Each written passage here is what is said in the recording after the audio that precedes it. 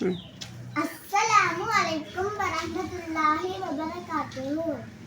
பெண் பாலிய துஷ்பிரயோகத்தை ஒழிப்போம்.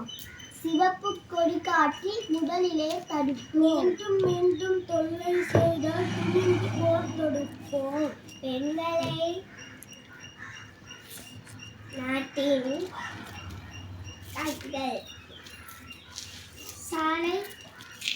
சாலையோரம் தனியாய் நடமாட முடியாத நிலை, பேருந்து நிலையங்களில் ஒதுங்கி நிற்கும் நிலை. பாமர மக்களுக்கு நீதி கிடைக்க வேண்டும்.